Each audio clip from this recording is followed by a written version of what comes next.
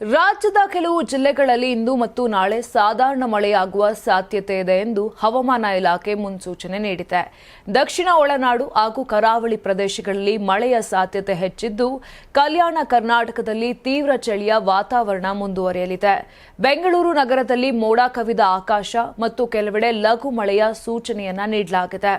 ಕರಾವಳಿಯ ಉಡುಪಿ ಮತ್ತು ದಕ್ಷಿಣ ಕನ್ನಡ ಜಿಲ್ಲೆಗಳಲ್ಲಿ ಸಾಧಾರಣ ಮಳೆಯಾಗಬಹುದು.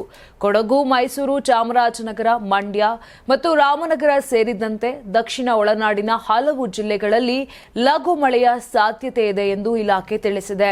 ಇದೇ ವೇಳೆ ಉತ್ತರ ಕನ್ನಡ ಹಾಗೂ ಉತ್ತರ ಒಳನಾಡಿನ ಬೆಳಗಾವಿ, ಬೀದರ್, ವಿಜಯಪುರ, ಬಾಗಲಕೋಟೆ, ಹಾವೇರಿ, ಗದಗ, ಧಾರವಾಡ, ಕಲಬುರಗಿ, ಕೊಪ್ಪಳ, ಬಳ್ಳಾರಿ, ರಾಯಚೂರು, ಯಾದಗಿರಿ ಮತ್ತು ವಿಜಯನಗರ ಜಿಲ್ಲೆಗಳಲ್ಲಿ ಒಣ ಹವೆಯೇ ಮುಂದುವರಿಯಲಿದೆ. ದಕ್ಷಿಣ ಒಳನಾಡಿನ ಬಳ್ಳಾರಿ, ಬೆಂಗಳೂರು ಗ್ರಾಮಾಂತರ, ಬೆಂಗಳೂರು ನಗರ, ಚಿಕ್ಕಬಳ್ಳಾಪುರ, ಚಿಕ್ಕಮಗಳೂರು, ಚಿತ್ರದುರ್ಗ, ದಾವಣಗೆರೆ, ಹಾಸನ, ಕೋಲಾರ, ಮಂಡ್ಯ, ರಾಮನಗರ, ಶಿವಮೊಗ್ಗ, ತುಮಕೂರು ಮತ್ತು ವಿಜಯನಗರ ಜಿಲ್ಲೆಗಳಲ್ಲಿ ಸಹ ಒಣ ಹವೆಯ ವಾತಾವರಣ ಕಾಣಿಸಿಕೊಳ್ಳಲಿದೆ ಎಂದು ವರದಿ ಸ್ಪಷ್ಟಪಡಿಸಿದೆ.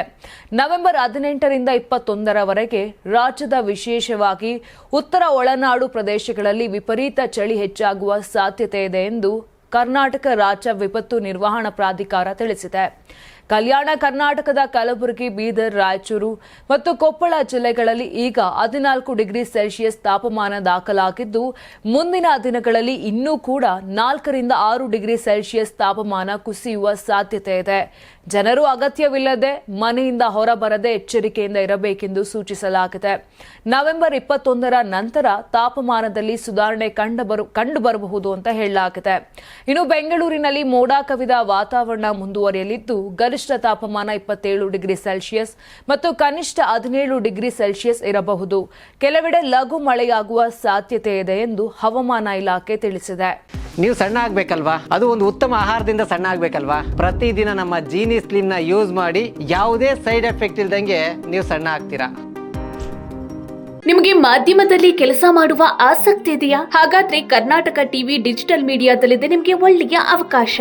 ಆಯ್ಕೆಯಾದವರಿಗೆ ಉಚಿತ ತರಬೇತಿ ಕೊಡ್ತೀವಿ. ತರಬೇತಿ ನಂತರ ಕೆಲಸ ಮಾಡುವ ಅವಕಾಶನೂ ಕೊಡ್ತೀವಿ. ಈ ಕೂಡಲೇ ನಿಮ್ಮ ಮಾಹಿತಿಯನ್ನ ಮೇಲ್ ಮಾಡಿ.